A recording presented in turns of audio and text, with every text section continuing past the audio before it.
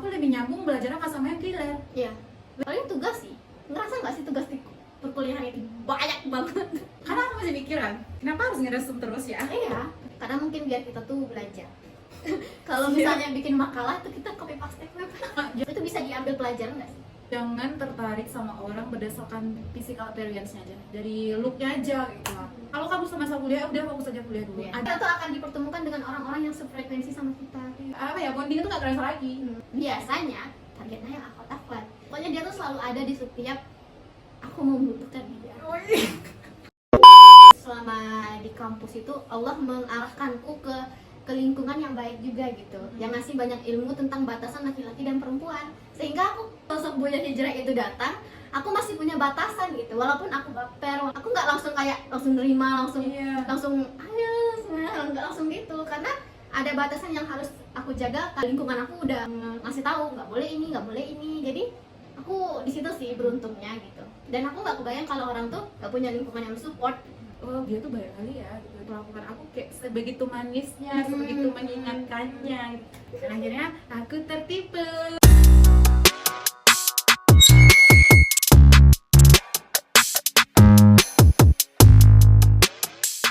Assalamualaikum warahmatullahi wabarakatuh. Senang banget hari ini ketemu lagi dengan kami di podcast Teman Ngobrol. Hari ini berhubung dengan masuknya mahasiswa-mahasiswa baru ke kampus, kami akan membahas beberapa hal maupun fun fact yang berhubungan dengan perkuliahan. Kebetulan juga kami itu baru lulus ya. Congratulations yang baru lulus kuliah. for you too. Setelah menghadapi beberapa fase pahit manisnya di dunia perkuliahan. Mungkin langsung aja nih kita tanya, apa first impression kamu pertama kali masuk kuliah? Otomatis lebih bebas ya, SD sampai SMA kan dari look ya, kan seragam diatur. Ya. Terus kalau kuliah udah kamu bebas, adu outfit. Oh. Ya enggak ya? Ya.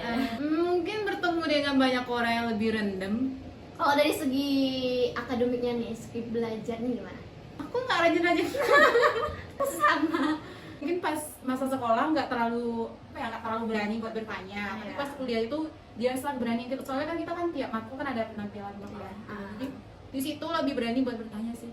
Karena waktu semasa SMA itu kayak mau tampil ke depan aja itu takut banget. Itu adalah kayak karena kita pemalu dan nggak diasah. Pas semasa di kampus itu mau nggak mau harus berani. Karena kita sudah punya kelompok masing-masing untuk maju ke depan mempresentasikan makalah kita. Jadi di situ salah satu mungkin yang beda ya dari masa sekolah sebelumnya gitu. Kalau dari segi teman-temannya nih, misalnya kan, kalau aku sendiri ya, aku kayak pernah ngerasain masa sekolah SMP maupun SD, SMP, SMA itu berlomba-lomba dalam belajar itu tuh kayak yang perempuan aja, yang laki-laki itu cenderung, kalau di lingkungan aku ya, tapi nggak tahu lah lingkungan yang lain ya kan.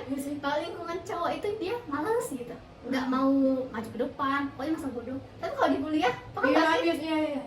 kalau misalnya di kuliah teman-teman cowok itu kayak Ngambis nggak sih? ngambis, kayak mereka maju ke depan, terus mereka presentasi kayak iya ini mereka. Emang sih pas masa sekolah kan, SD sampai SMA tuh kan kayak cuma ada nengok orang yang juara siapa kayak pasti cewek. Pokoknya cowok tuh kayak lebih banyak main.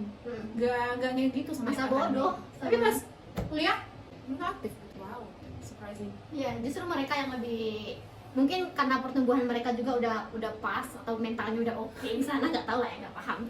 Tapi kayak keren sih kalau di masa kuliah itu cowok-cowoknya lebih nampak, lebih berani. Nah, kalau misalnya soal pertemanan nih, gimana kalau soal pertemanan?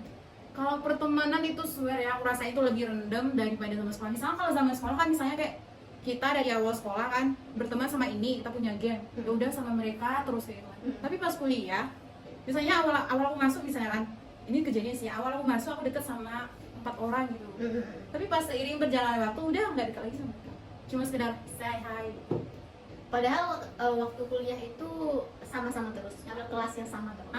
Sekelas malahan. Kenapa bisa kayak gitu? Ya mungkin nggak sevisi. Nggak sefrekuensi kan? Justru kita tuh akan dipertemukan dengan orang-orang yang sefrekuensi sama kita.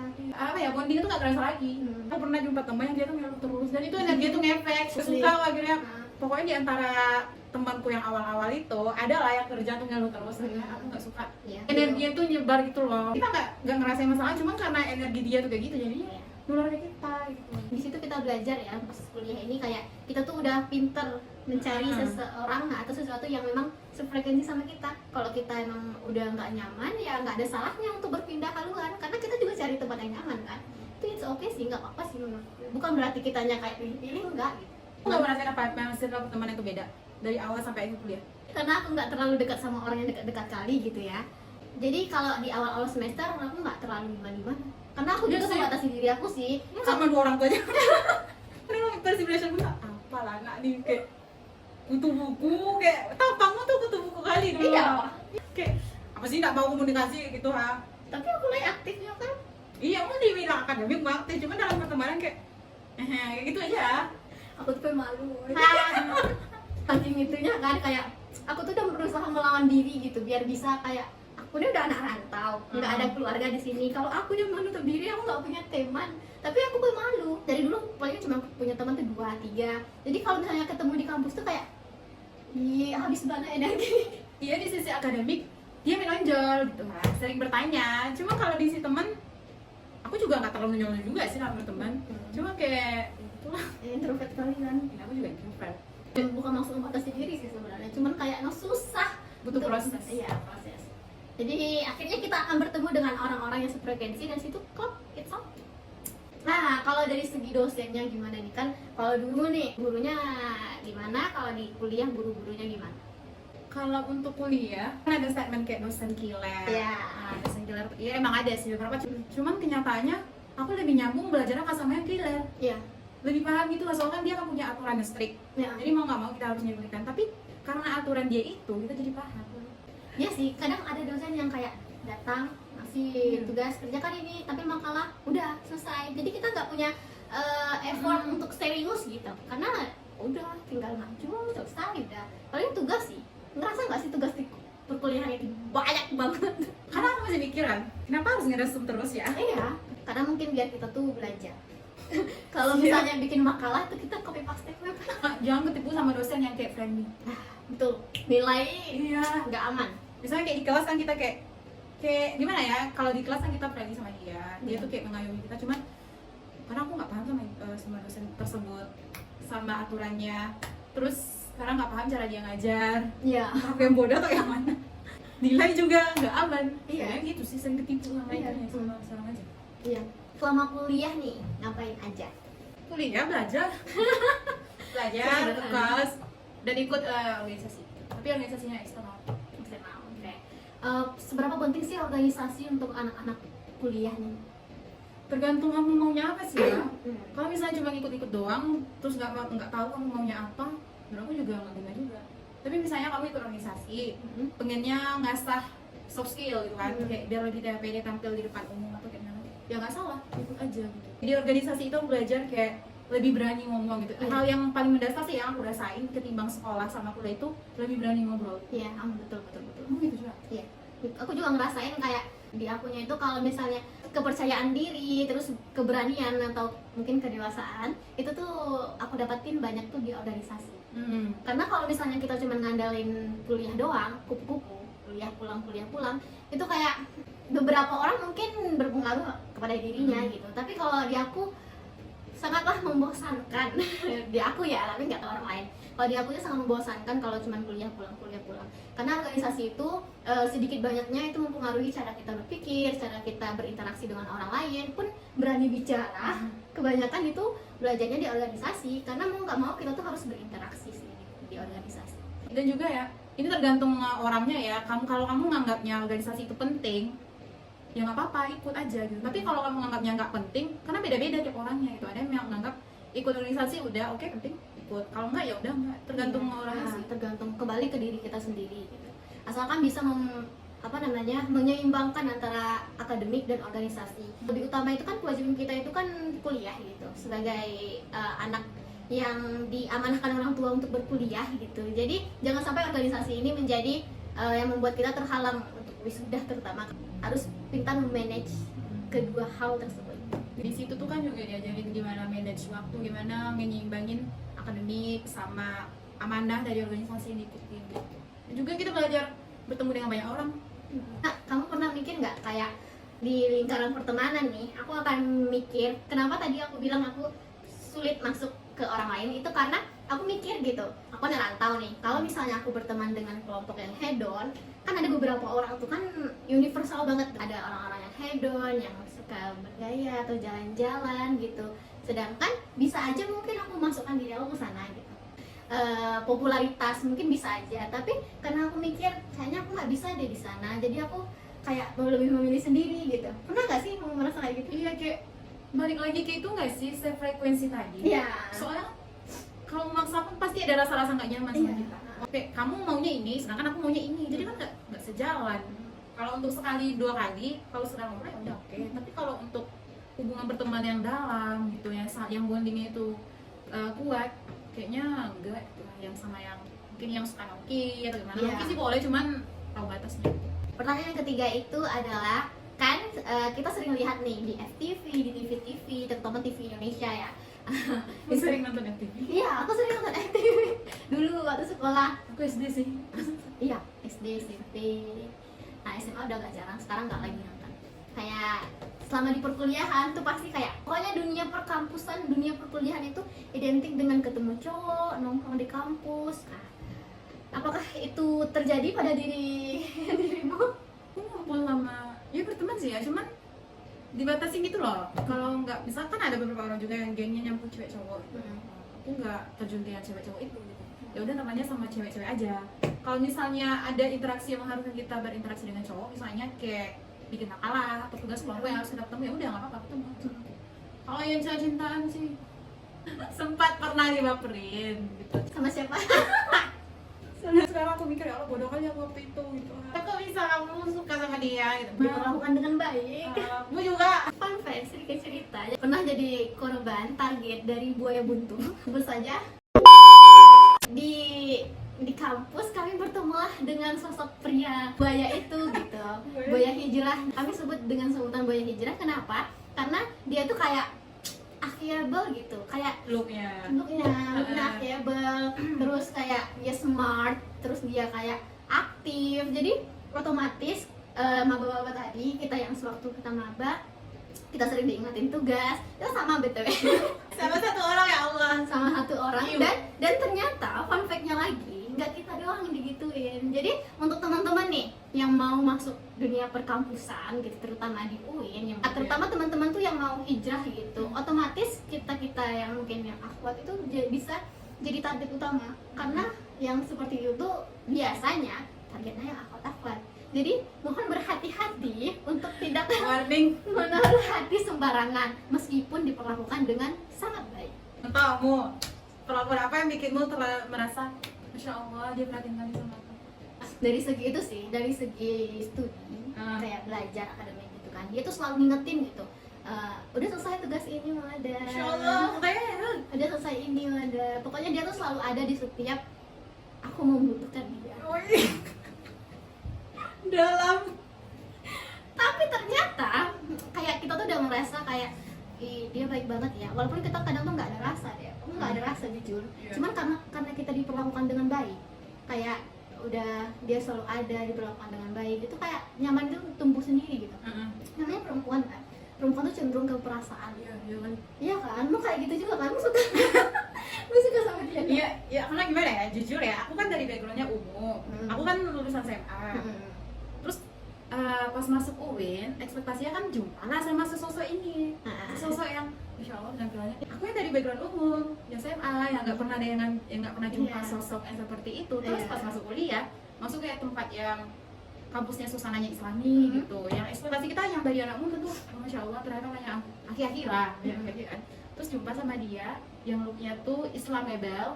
Terus dia Yang juga kita pengen banget lah kayak gitu, kayak tipe kita dari look Islam Iya. itu. dia tuh soalnya kayak pokoknya ya sama kayak Muta dia tuh lah yang kayak ngingetin ini Debbie, ini udah kumpulin, udah ya udah siapin belum? Ya aku yang nggak pernah digituin kayak Baper langsung. ya sih aku nggak suka kan. Iya. Tapi karena lama kelamaan kayak katamu tadi itu lah yang cenderung perasaan lama-lama dipupuk terus gitu, dia nge-treat kita kayak baik terus gitu, sampai akhirnya kita mikir oh dia tuh baik kali ya gitu. Dia memperlakukan aku kayak sebegitu manisnya, sebegitu mengingatkannya gitu. Dan juga kan statusnya tuh kan juga Islami. Iya, story-nya tuh Islami. Iya, itu bikin kita tuh makin Masya Allah ya. penasaran, terus makin ini cowok baik kali. Emang masih ada ya cowok kayak gini sih di zaman sekarang ini kayak gitu. Dan akhirnya aku tertipu. Mungkin kita merasa diperlakukan manis, tapi ternyata kamu nggak sendirian. Tenang, kamu nggak sendirian. Masih banyak perempuan lain yang diperlakukannya dengan manis. Itu bisa diambil pelajaran nggak sih? Jangan tertarik sama orang berdasarkan physical appearance-nya aja, dari look-nya aja gitu lah. Kalau kamu semasa kuliah, udah fokus aja kuliah dulu. Iya, Ada kok betul. masa-masanya kamu tuh melangkah ke jenjang seperti itu gitu ya. Kalau untuk masa kuliah ya udah fokus aja kuliah dulu. Dan juga berhati-hati sama buaya. Iya. Dan dia penampilannya agreeable, tapi ternyata modusnya itu ngedekatin kamu. Emang targetnya mereka tuh kan kayak yang ukti-ukti gitu. Dia tuh menargetkan pasangannya tuh emang ukti-ukti gitu. Atau yang cewek-cewek gimana lah gitu. Iya. Jangan kemakan itu sih. Jangan udah baper. Apalagi terutama untuk kamu yang maba atau yang baru-baru kuliah Iya. atau yang baru dideketin sama aki-aki buaya. Nah, jadi jangan mudah baper gitu. Kalau selagi mereka belum suami kita, ya kan. Walaupun realitanya nggak mudah ya. Kalau misalnya perempuan itu diperlakukan dengan manis, dengan baik, pasti nggak mungkin Iya nggak sih, baper. iya. Untuk apa ya? Aku kan tipenya cuek, tapi aku tuh kayak pede gitu, enggak kok lapar gitu. Iya. Cuman kayak untuk tipe yang cuek bebek aja diperlakukan kayak gitu lama-lama Iya. juga enggak juga. Intinya itu kita tuh harus punya boundaries, harus punya tameng tembok setinggi-tingginya gitu. Kalau selagi dia memang belum benar-benar memang mau ke jenjang serius ataupun memang bukan suami lah, bukan pasangan Iya. halal, yang nggak usah gitu. Mau sebaik apapun dia, karena nanti akan jadi seperti kami. Jangan. Dan itu adalah sebuah gitu. penyesalan yang kayak ih kenapa sih dulu gue respon dia, ih kayak Iya, feel oke. sendiri gitu. Nanti kamu sakit. Jangan mau patah hati karena maksiat. Ya, tuh. Aja. Itu sih juga pentingnya itu kan. Jaga batas, kita tahu ilmunya juga dalam berinteraksi. Dan juga pilih lingkungan gitu kan. Iya. Jadi ketika kita pilih lingkungan dan kita tahu ilmunya, setidaknya lingkungan kita tuh ada yang mengingatkan. Juga kalau enggak, ilmu kita tuh mengingatkan Iya, juga. betul banget, betul. Nggak kebayang kalau misalnya nggak punya itu. Karena percuma juga ya misalnya kita udah kerudungan, maksudnya syar'i lah gitu. Iya. Cuman kita belum tahu tentang adab berinteraksi, ilmu berinteraksi. Ya kalau kita datang nih cowok yang kayak gitu, Iya, pasti langsung udah meleleh los percaya. aja gitu. Kan kita juga banyak lihat gak sih kayak, apalagi kita di kampus Islam kan, Iya, kerudungan dalam itu nggak menjamin dia tuh begitu Islamik gitu. iya, iya. Dia nggak bisa melihat orang tuh dari looknya. Banyak kok orang cadar pacaran. Aku hal yang membuka mata aku ketika kuliah di UBIN, jadi Iya. nggak tertipu dengan penampilan. Iya, dia udah pintar ngaji, udah ada hafalannya. Itu nggak menjamin dia akan kayak menjaga interaksi antara perempuan dan laki-laki gitu. Nggak akan menjaga hijabnya, itu nggak menjamin gitu. Jadi yang bisa mengatur diri kita itu ya diri kita sendiri gitu. Biar nggak terjerumus ke hal-hal itu gitu. Karena apa ya menurut aku ya Dep? Karena kita memakai pakaian Islami, otomatis tingkat penjagaan kita terhadap yang kita pakai itu lebih tinggi. Tau gak sih, kalau kita misalnya biasa aja, mungkin biasa aja orang melihatnya, tapi karena kita memakai pakaian yang syar'i, jadi takutnya jadi pakaian kita yang disalahkan, bukan ke kitanya gitu. Iya. Misalnya yang lain nggak kena, cuma gara-gara kita looknya seperti ini, akhirnya yang lain orang luar yang belum paham tentang Islam Iya. misalnya kan, akan berpikir itu kerudungan aja pacaran. Iya. Kalian tuh munafik, muncul kata-kata yang seperti itu. Gitu. Ya, akhirnya misalnya siapa ya Islamnya, padahal Islamnya udah benar, kitanya yang belum benar. Itu yang sangat disayangkan gitu.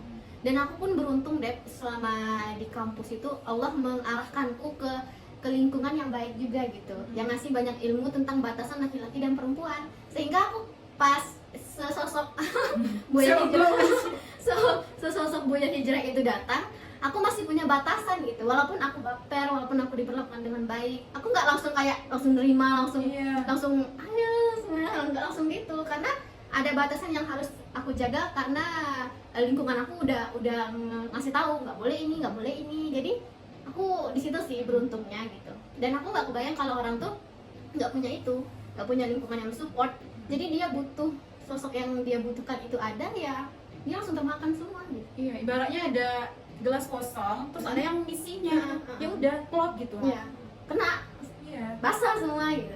Tapi setidaknya kan, kalaupun kita misalnya belum paham ilmunya, tapi kita berada di lingkungan yang insya Allah benar, setidaknya kita tuh langkah pertama tuh malu gitu loh sama teman-teman kita. Iya. Kok masa iya sih aku di lingkungan kayak gini, masa aku kayak gini? Ah ini ya aku nyobain. Kamu tadi udah dibaperin, gimana mau ngehilangin itu? Kalau dari aku ya, karena memang dari awal aku tuh udah kayak nggak terlalu berusaha untuk membatasi interaksi. Tapi kan mau kayak mana kita membatasi, kalau kita terus respon otomatis kita baper juga kan. Jadi aku tuh sering mikir kayak cari kayak kejelekannya sih. Oh iya.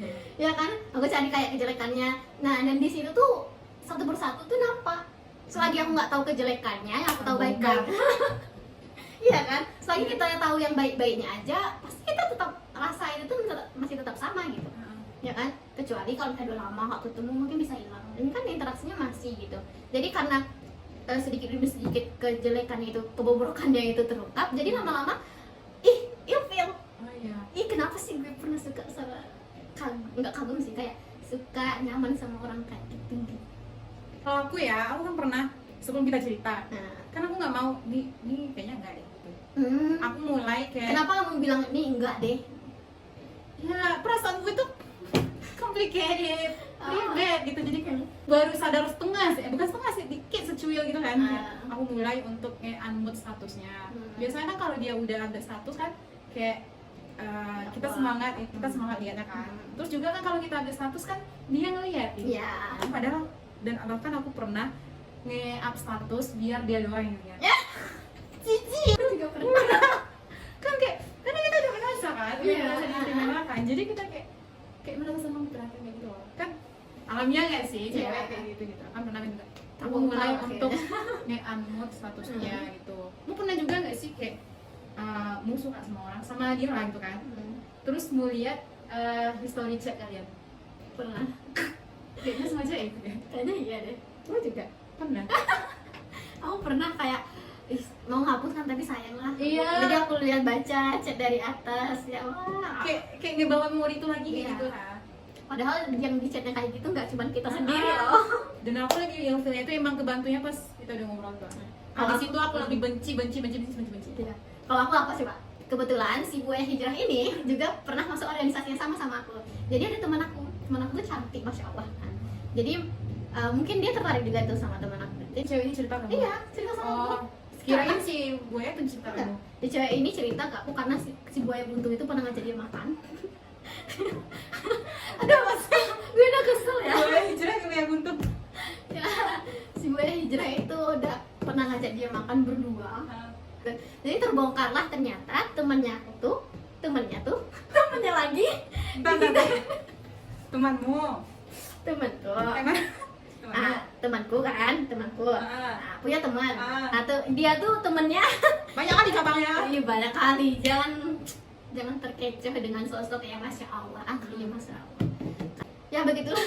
Iya sih, sampai kan adik kelas Ya. itu tuh suka sama dia. Adik kelas itu dekat sama aku. Itu cerita tuh.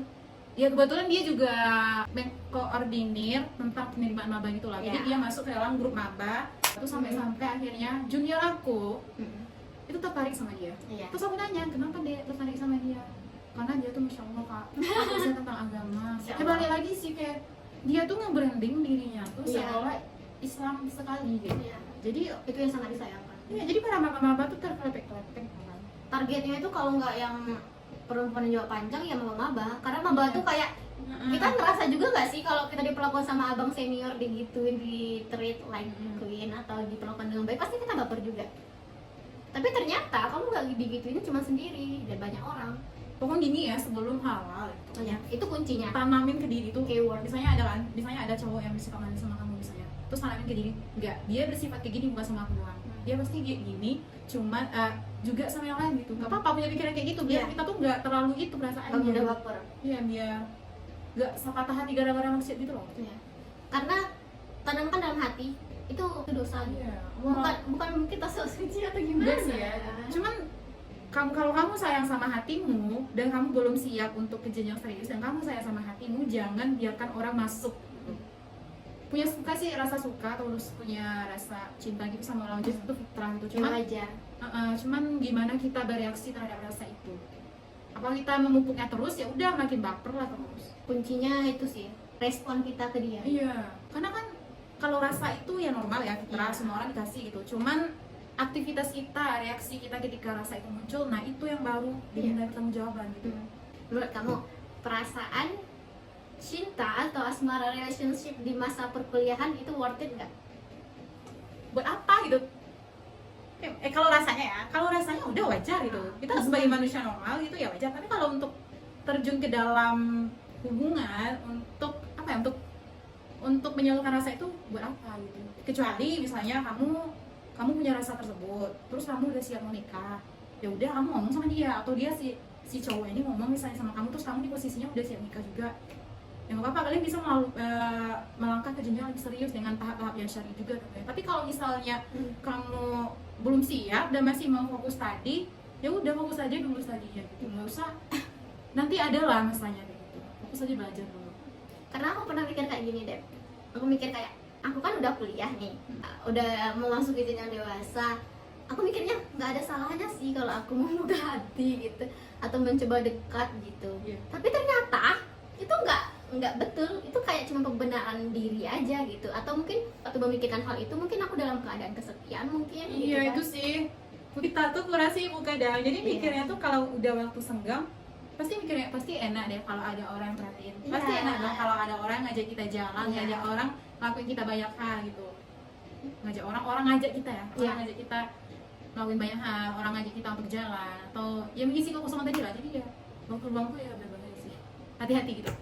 Jadi pandai-pandailah mengatur perasaan dan hati, terutama di masa perkuliahan. Karena skripsi itu juga sangat memusingkan. Jadi kalau misalnya kita udah patah hati terus ditambah skripsi yang memusingkan, sudahlah dunia tidak terasa indah. Jadi Apalagi kan cewek kan ya, kalau udah jatuh cinta kan kadang, apalagi kan orang yang paling susah dinasihatin itu orang jatuh cinta. iya, nggak masuk lagi nasihatnya. Jadi sebelum terjun ke yang lebih dalam, pikir-pikir dulu gitu. Itu sih pentingnya ilmu. Iya, penting juga circle positif. Ilmu, circle. Upgrade terus ilmu. Iya. Jadi ya selamat untuk teman-teman yang mau masuk ke jenjang yang lebih tinggi, yaitu jenjang mahasiswa perkuliahan. Kalau ada kata-kata yang baik dari perkataan kami boleh diambil dan kebukan dibuang jauh-jauh sejauh-jauhnya. Ini cerita kami dari Based on true story. Yes. Kalau baiknya ambil, kalau enggak udah buang aja ya. Yang benar lah yang kalau ada yang salah murni sebagai kami manusia yang biasa. Ya. Sampai jumpa di pembicaraan selanjutnya. Bye.